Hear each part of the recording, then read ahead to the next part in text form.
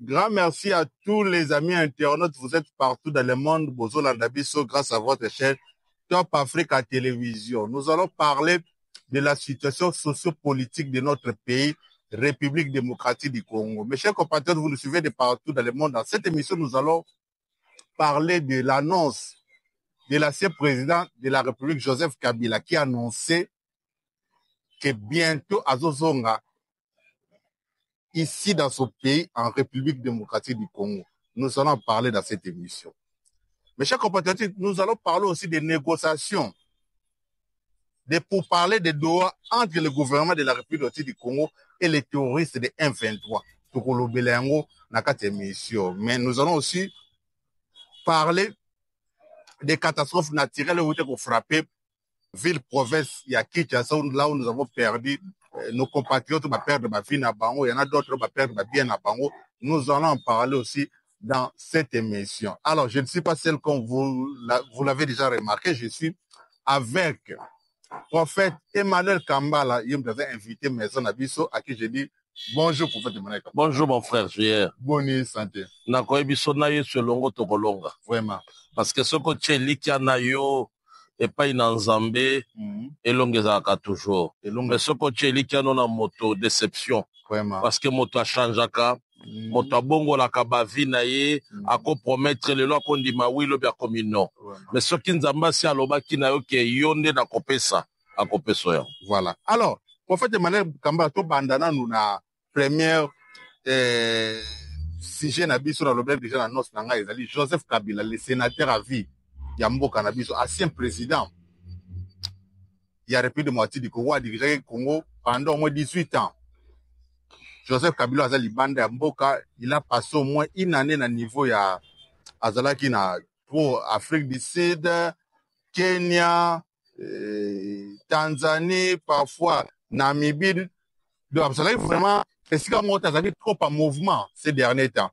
Et Joseph Kabila a annoncé azozonga na République démocratique du Congo, azoya kwa contribuer pour na koluka paix ezonga na République démocratique du Congo. D'ailleurs annoncé ka kobandana est République démocratique du Congo après akoya kosukisa na d'autres provinces ya RDC.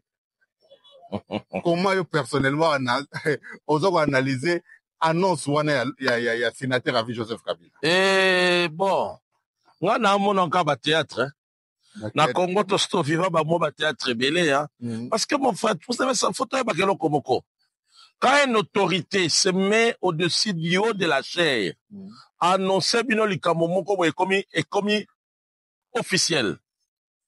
Parce que président de la République alobaki na biso, c'est Joseph Kabila qui est derrière ya AFC. C'est lui le patron ya AFC. Ministre ya transport Jean-Pierre Mbemba lobi na biso, c'est Kabila qui est le chef ya ba rebelle ya ba trouble de Salama na est ya Congo. Siko biso tozali ba peuple toloba nini et comme officiel siko soki ya koya na Congo ne refuse pas poser la procès na ye parce que il faut soit yé afunda bango. Mais l'État congolais, le procureur doit se saisir directement. Mais maintenant, peut pas annoncer yango, to tikala comme on a été. Procureur à se saisir ou bien mandat moko ou bien ni dossier moko fungwami contre Joseph Kabila. Yango se pose des questions. Et ça populisme au moment où biso tozo luka vérité à solo, bino boye la biso populisme ou soit le procureur a peur de Joseph Kabila. Où on ne sait pas où Bangonde Bazon Kaba noyer Joseph Kabila. Ça, c'est un. De deux, le ministre Jean-Pierre Mbemba Lobaki Nabi Soboye. Joseph Kabila, c'est un apostat. Ce n'est pas un Congolais. Sikoyo, comment on a été dirigé par un Rwandais pendant 18 ans? Pendant 18 ans. Bisoto Koselaye, Aya Akota. Auto réclamer à biso nyonso parce que comme il s'appelle biso comment tamanaye à mapasa parce qu'en réalité tout le monde est Joseph Kabila botamate nous le peuple congolais to yebi Laurent Désiré Kabila mabele ya Congo yebi Laurent Désiré Kabila mais Joseph Kabila tomona apparition na ye na AFDEL. Toyebi ke bazalaki oya ba sergent na ba commandant. Kokoma général na sota comme général. Parce que yazalaka na chance moko boye ya mystique a fourmi a sotaka. Bon surtout mokaka pas général, pas président de la République. Parce que ya ye le kakana ba trace normale te. Ya ye zalaka mystique a fourmi. Vraiment. Yango se pose des questions. Biso pe toka moi na moment naza mokonzi na biso tokoni ye yango te. Toka moi komona ye mais azakana bande kobeka ya kokonte. Jeannette Kabila, Zoé Kabila, bande kono ba yebani bango wana. Mais oh toyoka ka Etienne Kabila, ngana yebaka ser na biso moko wa bado akufa. Ala mona Kabila zaki na bandal na veni Belaki mungu Belaki. Mais toyoka ke akufa. Akufa nini baboma ye. Na période nini ndeko na ya zaki président. Étonnant. Na kenda voyage moko na Katanga Tantina Koufa. Na moment nini Joseph Kabila président. On se pose des questions. Comment on tue un membre de la famille, le président de la République au moment aza vivant. Aza pe na bokonzi. Enquête pe toyokate, toyeba pete soukanini. Nous, le peuple, on n'a pas un problème avec Joseph Kabila. Toyebi ke to pesa un mandat na ye et si là ye moko na bima kimboka. Na ba condition nini prophète Emmanuel Kambala autorité mboka balobi ke Joseph Kabila bima mboka na ba frontière na biso ba yeba kutu te ndenge na bimela ba service ya mboka na biso soki paka na ba frontière ba mona ndenga bimela na Congo te ba service à la police ba mona te ndenga bimela na Congo. C'est là on se pose des questions. Ba service angwe za la raté. C'est là on se pose des questions. Ba service angwe ba respectera mibeko ya mboka tote. Ou bazolinga ba embrier biso ba peuple parce que ba politicien congolais balinga ko embrier ba peuple. On le ba même biso la vérité ba biso ba blague. Ba blague le kebele. Vraiment. Alors nous sommes toyebi que Joseph Kabila kima parce que y a zana ba mystique a fourni makasi abima pas sergent pas général pas président de la République pas du soli malamoko boki ya komi docteur en ceci docteur en cela donc ya pumbwaka donc ba mystique a fourni na makasi pa na ye. Alors ce qui a kozonga ma bezate biso to kozela ya ko clarifier. Et puis je me pose des questions. Et loko nini ezangaka bo attester biso la réalité ya mwana ya Laurent Désiré Kabila. Et loko nini ezangaka parce que Laurent Désiré Kabila za congolais za ki président na biso. Joseph Kabila pe président na biso. Mais loko nini ezangaka ba attester to si to lemba eloko ya il n'est pas congolais, il n'est pas ceci. Mais ce qu'on a comme officiel. Lobi ezala ki lo ba opposition. Tolobaka kia ba opposant ba beta ka ba biloko ba kadiosha. Mais le commis officiel ministre ya transport Jean-Pierre Mbemba alobi na biso Joseph Kabila n'est pas congolais. N'est pas congolais, pas botama pe na Congo te. Vous comprenez? Félix Toyebi président na biso. Toyebi pa na bango, toyebi tata na ye, tomoni nde bazaki ya ayebi, ye kutabi na ko dusolangi ayebi. Joseph Kabila ayaka abimaka pom ya bibi pom soko approuvé biso proche ba lobi Joseph Kabila botama na yo abora prophète Emmanuel Kambala. Est-ce ba congolais bato ba botama na yo abora ne sont pas des congolais? Est-ce que biso to boye abora bon ba lobi botama na yo abora bango balobi oui bango balobi. Mais n'oubliez pas qu'il y a un monsieur un ancien gouverneur ya Katanga. Oui. Oya loba ye moko ba ya ba image sur l'étoile. Oya loba ke non yende na sawana. Et voilà. Emile Ngoibukena. Aimé Ngoibukena. Aloba boye. Rolo ba pesa kaye zalaki ke akomisa ye congolais. Wane zam rol na ye aluka lolenge nini akomisa ye bangonde mba fabrika ya kikabange wana. Kikabange na kama kana Kongo so mutaboti mapasa. Comment est-ce que pas ma passa? Pas ma passa. Mais Laurent Désiré Kabila, quand tu as répété pas ma passa. On a beau dans la nationalité de Joseph Kabila. Mais dans sa analyse, dans mon qui est comme flou. Et puis, même Malobi Yango, c'est officiel. Un ministre ya transport. Alors, il a dit que à cause de nos identités. Mais ça devient grave. Joseph Kabila yaka papa kota toi na posa na yo osamisa makambo esila et surtout ceux qui sont étrangers Congolais na yebi te ma Congolais osilikela yo alors en fait Emmanuel Kambala Joseph Kabila a annoncé na retour na lobe so banda beaucoup plus la est et la République démocratique du Congo. On sous-attend dans le est, cela veut dire que soit dans nord Kivu, soit dans Sud Kivu, soit dans Ituri, c'est une façon pour naïm. Il y a qu'on luka pe ezo na kata République démocratique du Congo. On va pas contribuer pour peso na République démocratique du Congo. Croyez-vous que le Kabila au régime exact acquisé que c'est lui le patron de l'AFC. Dès qui sanga na senga ki bato bato acquisé que yende pardon. Na Afrique d'ici la senga ki bato bato acquisé que yende patron AFC. Ah mais ma preuve. Voyez-vous que le Kabila peut apporter quelque chose pour na peut mais papa, à quoi apporter quelque chose?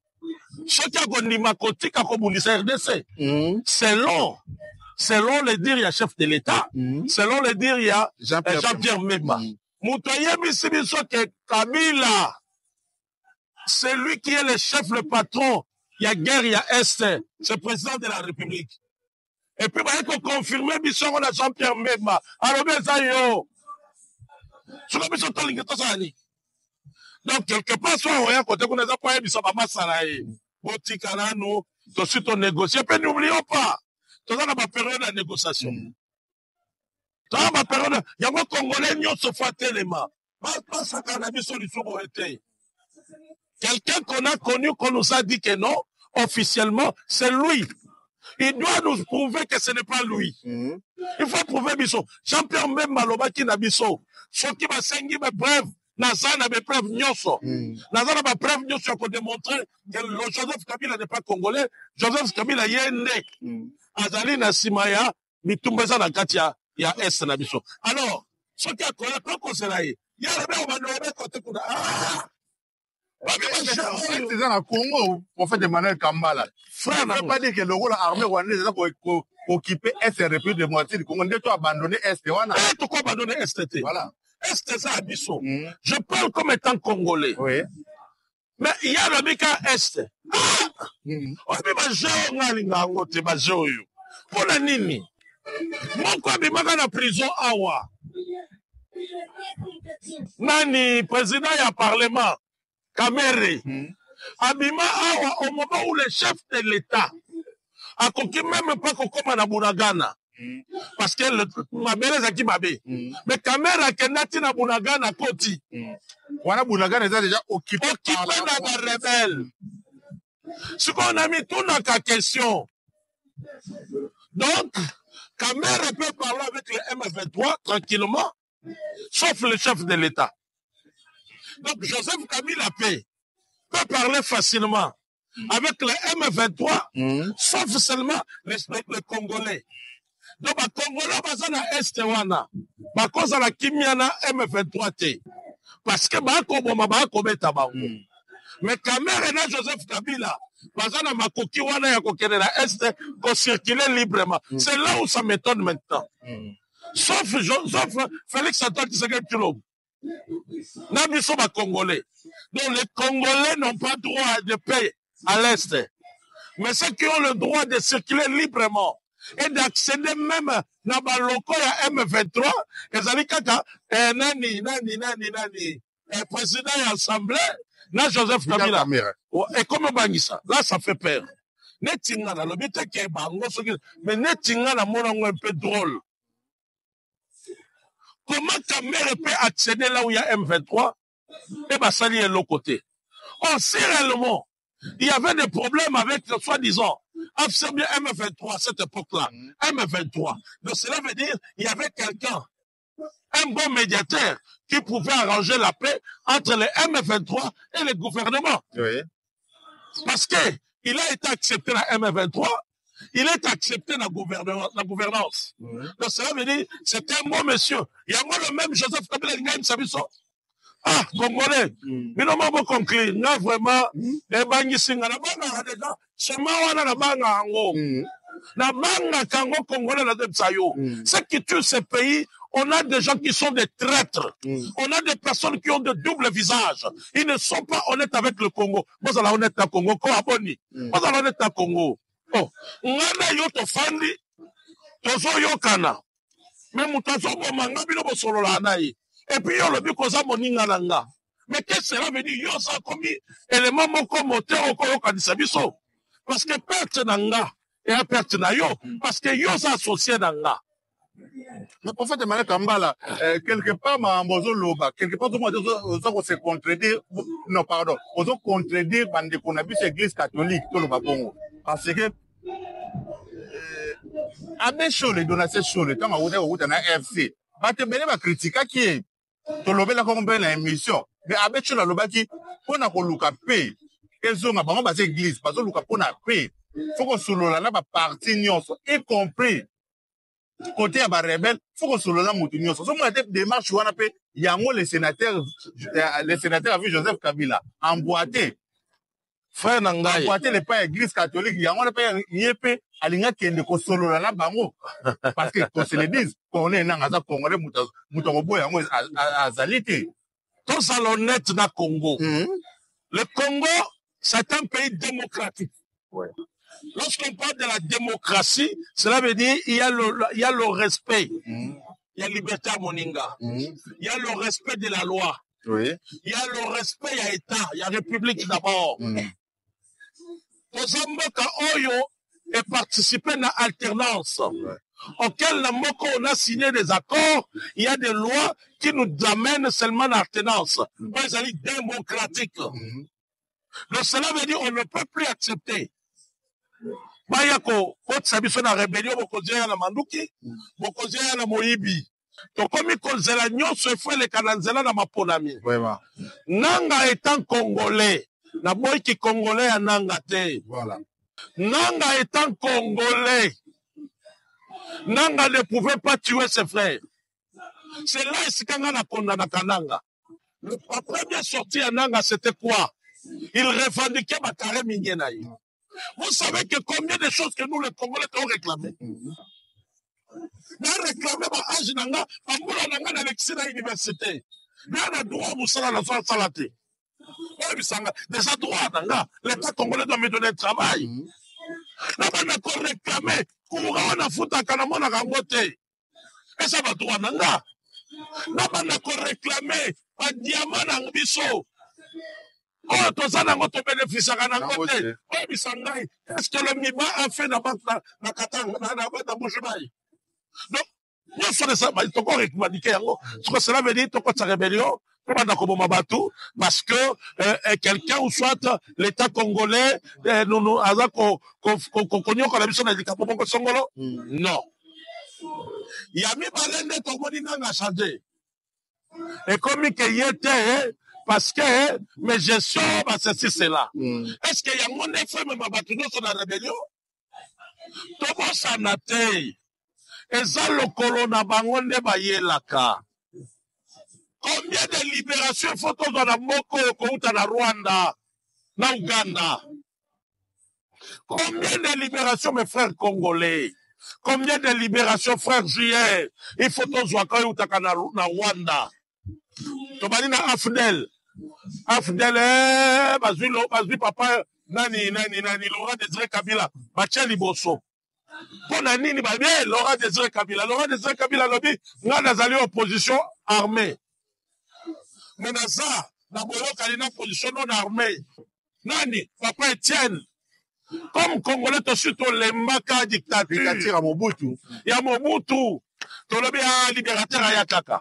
Or, babomba baki na sima balaki na plan na bango. Babombeli eloko na sima loboko. Bacheli fufu ya pama bazu musuni babombi. Bacheli musuni awa bazu mbeli bache na se. Ya mona ka fufu. Baye na bangoti bakomi na Kisangani. Papa Etienne Tshisekedi aloba muto contredire nga ozalate. Tongi sabato wane pa ina bango. To continue liti ya biso moko ba Congolais. Si ya kosolola to kosolola biso ba Congolais. Tongi sabato wana ba na plan mususu. Ah, aye na bango bakomi awa. Aye bisie lisusu. Futa bango mbongo na bango bazonga. Bato baye bolamu te. Tosutumukaka, chef d'état-major Anag, James Kabarebe. Ma valeur n'a biso badi na Afdel. Après yango, libération Moussoye, RCD. Naba Rouberwa. Chokola ni bango nyonso babotaka babiloko compliqué côté kuna. Azalaka soit abotami na babota makabisika mibale. Soit abotami na Congo bien abotami na Rwanda. Tondi mo wapi. Mais également aussi na Rouberwa. Rouberwa pas yé na oya yé. Bouba Yokani, 1+4. Donc, si Manango, Baboti CNDP, CNDP libérateur. Libérateur et libérateur. CNDP, il y a continué sur la scène politique. Après Yango, je suis M23. M23, non, moi je revendique, je ne suis pas d'accord. Pas respecter ma corps, pas respecter ma corps. Une partie M23, à continuer mon hémicycle, à continuer l'armée. Le long M23, il y a un télémi. Or, ça dans mon bicycle. Ma soie, mon conzi. Le long afsaye. Moi, mon attaque, ça, j'ai mon quoi. Et ça, j'ai mon quoi, n'a pas de cabagé. Il y a un gars à Zoloba. Le problème, ma Congo, les photos, ma Kelo, comme quoi. Et là, quoi, Zobo, ma Congo, ma politique, na biso, bazali soit fait de pouvoir. Bango soit libre comme ma président de la République. Donc, ma côté, comme moka, pour pouvoir, kaka. Il y a Zobo, konzinaye, à bénéficier. Il y a un gars à Zoloba, qui est ce qu'a royé la côté wana. Ka côté wana, aye la nde boyo. Aye la boye, ne tomona ki basango. Parce que, moi, la koko, ça la d'accord, na basango, te mon frère, JR. Oui. Est-ce que basango, président, bazolo, ka intérêt Congo? Au moment où gagné mon mouna na bino moyibi ayaki, boche contre mi. Yo comment l'ukela c'est là pour la bimakima. C'est là où moi je dirais, je vois mal. Nani azo financier à Basango? Rwanda, Kenya, Uganda. Moi, financer Basango, bango wana. Wana za débat mikolo eza bato bazo luka ba ba. Nani azo financer Basango? Mais président a dit que c'est quoi l'objet à côté? Uganda, Rwanda, Kenya, il m'a tout financé par contre. Ah oui! Sauf que le gouvernement congolais. Bon défendre Nan. Bon défendre Nan. Yango moni, moi je pourrais dire maintenant que Yango, Chola Lobakike, ce que nous faisons, nous le faisons pour celui qui va venir. Le président qui va venir. Donc, il y a un plan, il y a un peuple congolais à Soutibango. Le peuple congolais n'est pas d'accord là-bas. Il y a un moi je me dis, programme, on a. Exact, papa. On a vu ça partout dans le monde. Plus 243, 89, 93, 953. Plus 243, 89, 93, plus 243, 89, 93, 953. Plus 243, 89, 93, 953. Numéro d'abissé, yangwana, ou pour contacter sur même na WhatsApp, au cause abisso. Alors, en fait, Emmanuel Kambala, parlons maintenant de pourparler entre le gouvernement de la République du Congo et les rebelles Nadoua. Selon l'information aussi, le rebelle de M23 va poser 6 conditions au préalable avant de négocier directement avec le gouvernement de la République démocratique du Congo. On a bango balobi gouvernement, il faut annoncer officiellement. Le président de la République a annoncé, le gouvernement a annoncé que Bazan a posé pour négocier avec les terroristes de M23. On les a parmi la première condition à Bango. Deuxième condition à Bango. L'Assemblée nationale, il faut pas retirer loi, on va voter en 2022, si je ne me trompe pas. Que la République démocratique du Congo pour négocier les sous-soutés avec des rebelles. Il faut pas retirer loi wana.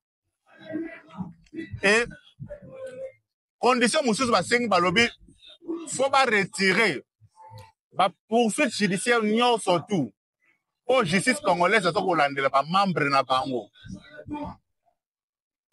Voilà pourquoi moi toi auto retenir yangwana mais jusque là ba pesi 6 conditions. Ah voilà balobi sous régime ya président Félix Tshisekedi faut pas abandonner idée na bango. Ba non sont officiellement ba abandonner idée na bango ya ko réviser constitution. Voilà un peu moi 4 dans la cité. Ma condition, M23, ma PC, pour négocier directement avec le gouvernement. Voyez-vous, comment analysez-vous, vous personnellement, ma condition, M23, ma PC, pour la négociation. Pour la paix, est-ce que le gouvernement vous a prêt pour abandonner la poursuite, il y a pas de surtout pour la paix, le gouvernement on dit, l'Assemblée nationale va retirer. Loi, on va voter pour la rebelle. Oyebi, mon frère JR, Tobo Sanate que Congo est pesi bato ebele maele na yango. Parce que l'université monene na kati Afrique centrale awa, ezaki ba Lofanium, ezaba Inilu, ezaba Université de Kisangani, tozana ba Université Kinshasa, ba ISTA, ba IEC, ba IBTP, toa ba Jobate, tozana ba IKA, na ba Kananga, toa ba Jobate, toa ba Unibase, na ba Congo, na Mbojouaï. Alors, vous devez savoir une chose. Et ça, comme la jurisprudence. Quand vous permettez quelque chose aujourd'hui, bon, ben, Angolo, ceux qui ne sont pas considérés comme jurisprudence. Et ça, la makiboy. Botika qui est bon, on a une botika pengai. Ce qu'on va faire dans le miloko, avant, il faut que la loi Oyo, que le gouvernement congolais ne peut plus négocier avec les rebelles. Donc cela veut dire, il faut qu'il y ait la continuité des rebelles, de la rébellion au Congo. Même s'il surgit demain qu'il y ait une autre rébellion, le gouvernement congolais attend-toi ça, qu'il y en aura d'autres rébellions, il faut aller négocier. Donc c'est ça. À perpétuité, il faut qu'on s'attende à toujours la rébellion. On doit comprendre, baza bato ba yebi. Donc mon toit ça la simana bango yebi qui a communisation rébellion bufutu. Ça c'est de deux. Il faut le gouvernement doit dire que non, il faut pas changer la constitution. Est-ce que changement de la constitution est concerné kaka nanga na bisimwa bango de totalité Congo? Mais soyons honnêtes, soyons sérieux. Si les Congolais bango si va occuper 80% à Congo, non. Non. C'est les Congolais. Donc, à la Cameroun, c'est ce qu'on appelle la référendum. Donc, on connaît un référendum, ce qui m'a boy. Cela veut dire le peuple a refusé. Si le peuple accepte, cela veut dire c'est le peuple qui veut le changement. Bango bako imposé. C'est le peuple, la liberté, la démocratie. Mais cela veut dire même à leur époque, même à l'avenir, à ma constitution. C'est que vous ne voyez pas que ils défendent toujours les intérêts à Kagame. Parce que le problème de la constitution, il y a des peuples qui existent au Congo. Les Banyamulenge ne sont pas des Congolais. Ce sont des Rwandais. Ils peuvent avoir la nationalité congolaise, mais Bazana Tete na Congo, et ce ne sont pas des Congolais. On ne peut pas donner la collectivité. Collectivement, on peut si ma nationalité t'es. Nationalité, comme peut encore retirer en Motu. Et puis, ma senga kayango. Même ailleurs, quand on va ailleurs, il faut nous sentir qu'on s'intégrer. Totale intégration naï. Est-ce qu'il y a langue na bango? Est-ce que vous avez matali le langue nini? On peut vivre dans Mboka na bango, d'accord? On te donne la nationalité. Ils peuvent avoir la nationalité congolaise, mais ce ne sont pas des originaires. Il y a Congo. Il y a Ngona Bitumba. En même temps, dans notre constitution, ils ont qu'il faut revoir. Il faut revoir même la limite d'Abisso. À la Bika Congo, et dans la demi, il y a espace. Mais, vous avez ici, ma limite d'Abisso. Namboka Kingan, tout la limite, les autres communes font ça, Nango. Toye baka ma limite d'Abisso. Toye ma peuple autochtone à Congo. Parce que pour éviter plusieurs problèmes, tous ça n'a pas Sénégalais, Awa, tous ça n'a pas Angolais, tous ça n'a pas Malien, et puis Belge, il y a qu'un peu na Bango Awa. Parce que dans ce problème, c'est le Belge. Belge a voulu créer des cases. Il ne voulait pas que les autochtones congolais, pas dans l'autorité, pas dans le champ du pouvoir, il y a Moka na Bango. Ils ont amené les Rwandais, Batouti, na Bango va créer ma case. Case supérieure et inférieure. Batouti va dominer sur ma Congolais. Et aujourd'hui, c'est ça le résultat. Ça n'a pas commencé aujourd'hui. Et Banda Kala, va créer toujours Babiloko Oyo. Mais alors, il y a on se disait, il faut revoir notre constitution. Ce n'est pas seulement pour la Félix. Plusieurs des opposants, l'opposition savait bien que opposition au pouvoir, il faut changer la constitution. Nana contredire là. Même Onani en vol, il a parlé de ça. Fayoulou, et tous ils savaient ça, qu'il faut changer cette constitution. Parce que papa Etienne Alobaka Nabiso, aucun naté, aucun référendum té. Il a dit ça. Mais aujourd'hui, donc dans la constitution, et ça n'a pas piège. L'opposition est au pouvoir. Vous refusez de changer la constitution, pourquoi? C'est là où il y a le problème. Il y a pas de revendication à Bango. Pour d'abord, il faut changer la constitution. Pourquoi vous devez centrer le Congo seulement sur Félix Antoine Tshisekedi? Le Congo était déjà de Félix. Parce que Félix partira comme Negetomoni Joseph Kabila accueilli. La troisième, Ezanini, il faut Nima, qui a zone négocier. Ah, Congo! Congo! Tout ça, c'est parce que il y a des corrompus dans l'armée. Tout ça, c'est pourquoi? C'est parce qu'il y a Kagame à l'intérieur du Congo. Et on n'arrive pas, ils ne veulent pas Yakobi Misaye. C'est pour cela qu'ils peuvent savoir Makassi. Il faut Nima. Mais c'est bon, on tombe dans le piège.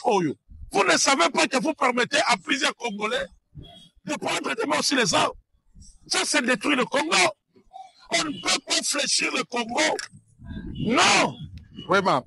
Merci beaucoup, Bandeko Volandi. Puis, c'est vraiment la souque, vous les hommes menacés. Vous voyez que tout ça, en mois d'avril, en fait, de manière Kambala, tout ça, en mois d'avril, et ça, période où vous les mettez à casse les Kinshasa, ma pluie diluvienne, il y a les 4, il y en a les 5. Et ça, crée une inondation dans le Congo, Bandeko, Koufi, Bandeko, va perdre, Babilo, on a Bango, et un point de vue pour protéger Michel Lelo. Un mot d'abord pour tout ce qui s'est passé. Et puis, il y en a d'autres personnes. Comme on dit déjà, pour critiquer, tout ça, c'est le gouvernement congolais, c'est l'irresponsabilité du gouvernement congolais parce que, à ça, pour anticiper le danger, donc tirer les sons, il y a mort. Comme à ça, pour faire un Congo, il y a la suite à l'inondation. Il y a 2 ou 3 ans, on perd plus de 130 personnes. Congo, de tirer les sons, il y a une inondation, tout ça, Manambo, Canabiso. Frère Nanga, oui. Na base to sel no be monsieur Belena Sengaka toujours. On doit assainir l'armée, on doit assainir le milieu politique, on doit assainir l'administration publique. Oyebi eloko liboso Rwanda visaka. Et ça, notre défense, l'armée, a visé. Ça a permis beaucoup de bêtises, même l'administration d'Abisso. On a même créé. Donc, tu as la carte d'identité. Pourquoi? Parce que en ayant la carte d'identité, en ayant ce qui va saigner l'armée d'Abisso, en recrutant, en rajeunissant l'armée, et qu'on permette que de continuer à cause de l'armée congolaise. Armée Oezalaka Zahir, Faza, Obazalaka Kobanda, partout Bazako Bakabi, armée Zahir, Soko Sakani Nabango et Koinda. Ils nous ont voulu fragiliser cette armée. Yango Moni Bayelabino, un brassage, un mixage. Tout simplement pour fragiliser. Yo sur mon armée au Ezokima, et Bundite Kimi Nango, et Tikima Nuki, et Tikimi Bundeli, et Tikino Sekimi, et Fadi Nango. Non. Zaïre, toyebaka yango bongo te. C'est ça aussi ce que je dis. Quand on a besoin de assainir même l'administration publique, pourquoi? C'est l'administration publique. Comme dans le secrétariat général, on est socle, on est sanctuaire. Il y a administration à Mboka. Mais le robota là, bato baza conquérir ba poste d'Engelini. À l'époque, il y a un régime Eleki, c'était la plupart, la politique, l'homme politique qui faisait sa volonté, choix, même l'administration publique. Même s'il est territorial, et ça, l'homme politique qui décide. Il y a un moment dans le Bakatango Nyonso, le pays est pris en otage par l'homme politique congolais. Chef à quartier face à l'obédience, il y a parti. Chef de riz face à l'obédience, il y a parti. Chef du territorial face à l'obédience. Boye Bisangai. Mboka kokende, est-ce que bako respecter ma norme ya mboka? Bako respecter yango te. So ki balingi ba engager ba administration publique, au mona ka ba recommander na ba recommander. Batata no balinga kolongwa te batindi ba recommandation. Lelo bato bakufi, ba condoléances ba onyoto ba perdre bande kona bango. Eza matanga ezubiso ba congolais. Eza sengote. Mais nani ateka kamabele? Nani apesaka avis? Parce qu'il y a des avis urbanistiques. Et ça n'a conservateur. Et ça n'a divisionnaire. Il y a urbaniste et habitat Zali. Dans le secrétariat général, il y a urbanisme et habitat. Banani balongo na kamabele. Batali balobi non. Mabele oyo e bongami etekama. Eza l'état congolais. Eza nango peuple te. Bazoteka sebi teka. Mai nyonso ezalaka na lina yango. En cas de débordement, et qu'on se débordait et qu'il a li. Bapesaka yango au moins 25 mètres. Et tiki. Mais c'est le plus que les cas chez nous, à Bissau, même au bord, il y a ma rivière à au moment où on a tout tournement, on a 2 niveaux, 3 niveaux même. Problème est ça, la canine. Si, et ça n'a pas, non, ma conseille n'a pas tonga.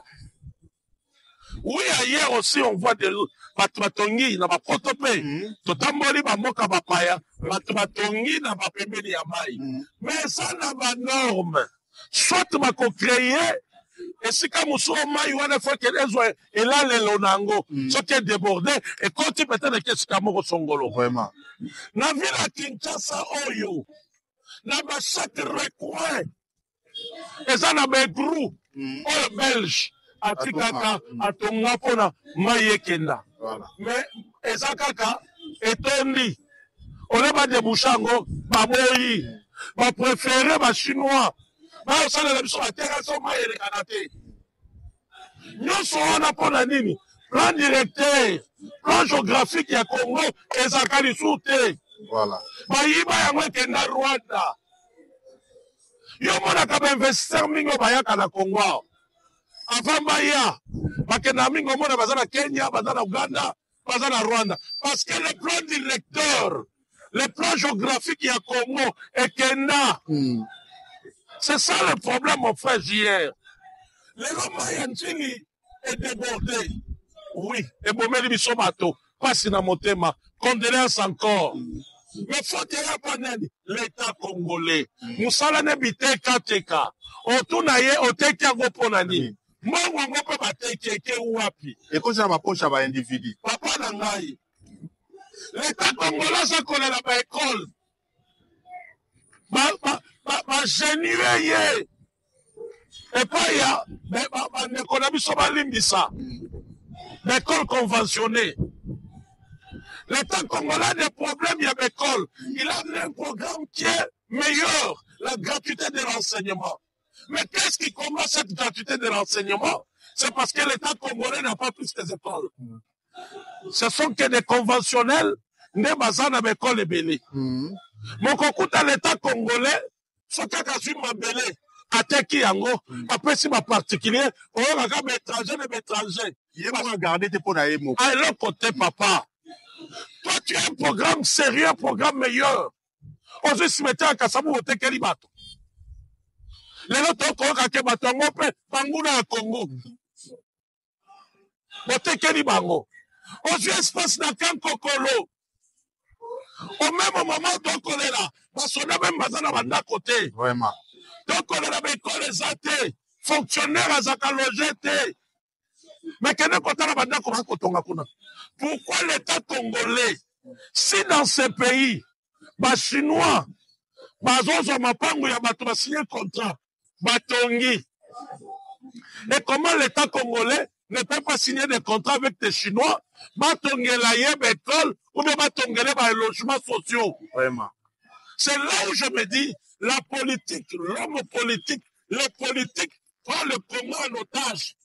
Atana bango wana yango mo bakomelela bakoyebisani condition la biso pas changer constitution yango nazoye biso ndeko nanga. Pourquoi ne pas batongela biso ba logements sociaux bafonctionnaire baza na ndako te basoldat baa na ndako te mais soki terrain moko ebonani mama na ngai ye tu peux t'imaginer bato bakota grève parce que bayebisi bango Kinshasa ezotongama mabe botika koteka lena bala baconservateur na bato niyali na conservateur bakoti na grève bamorcellement mboka mabe Kinshasa mapango sisi mapango lokola bakasavubu ngiringi ekomi kokata malokola bakokata bamorsa lipa okaka 4 mètres sur 15 5 mètres sur 20 6 mètres sur 12 mapango siko bokata malokola bamorso ya mapa so yebisanga ntango l'état belge atongaki bandale ya ba 4 mètres atonga yango na banorme papa nazotuka koyebisa yo awa. Ça fait 3 jours que nous maïté. L'État congolais irresponsable. Parce qu'il a pensé que nous avons maïné. Ayali biswata maïté. Mais to sukola maïnini. Maïa maboulou. Au Belge a prévoya. Donc Belge a tonga. Tango atongi asali ba egru atongi acheli bino libulu puis moko boye en cas de mai ya régie des oyete boko se servir na yango siko boye bisangai l'état congolais quartier nini oyo atongi oyo prévoyer mai wana libulu parce que lelo bato mosusu baa na mai te biso to bénéficier yango potala ba quartier ya kala ba quartier o belge atongaki boluka quartier o l'état congolais atonga tokolo ba quartier l'état congolais atonga ezaka mama Mobutu totanye cité vert cité vert o Mobutu maréchal atongaka ma campagne sikoto tuna régime Kabila etongela biso cité nini officielle ezate totuna régime Tshisekedi régime a Félix Tshisekedi bazotonga bandako bazotonga brasserie bazotonga cité Njili brasserie o bapesi na yana ba victime ya Matadi Kibala tondimi yango bazotonga mais botala ba norme oyo frère nanga eloko etongami na ba 1800 ba 1900 na ba débit eza lelo kitoko eza na pwi nango botoki bozwi mai mais biloko bango batonga tala construction ya Kabila yango wana bova ezanga balabala ezanga terrasse ezanga caniveau nyonso wana nani baconservateur soki olandi bango yoka bamembre ya baparti politique moye barespecte banorme eza te balukaka so terrain monani boye moto liboso azokatela eza président ya parti na bango président parti mabele moko ebimi awa na Gombe mabele wana zwa déjà ete mais au juste pour assainir, il y a un président de la République, il faut assainir l'administration publique, il faut assainir l'armée, il faut assainir la politique, le milieu politique, parce que infiltrer l'armée, dans presque partout dans le domaine. Merci beaucoup, la bande de biso vraiment de combien de souka. Il y a une émission de biso de prophète Emmanuel Kambala. Prophète Emmanuel Kambala et Kambala, numéro 9, peut-être la bande de combien de biso contacté. Plus de 143, 8109 77 914 plus 243 8109 77 914 bandeko tolobi ya malamu nzamba za lokumu soto betimino pe mabaku bolimbisa mais za vérité vérité za kaka vérité yango moni bato bafani na sa pouvoir ya ba politique magui ekoti eleki lelo 90% ya ba problème eza na parquet na ba tribunal okutela ba problème ma mapango parce que organisation groupe moko ya ba escroc basangana na bato ya mibeko basangana na bakonzi mpona ni bakonzi wana nyonso abangane mibeko ya leta te po ayebi ke politiki mutu etambwisa ngai naza na nsima ya c'est ça le mal yango tosaka mokonzi ya mboka mpona mboka na biso adeboulone bato mosusu balongwa bakotikala seko na seko te jeunesse pesa a besoin de prendre relève. Merci beaucoup d'Abandeko. Bolandi biso partout dans le monde. Sur mes matchs, j'ai commis la bonne qualité, c'est grâce à Maman Jimmy Zaki derrière la caméra. Merci à toute l'équipe de Top Africa Télévision. À la prochaine, bye.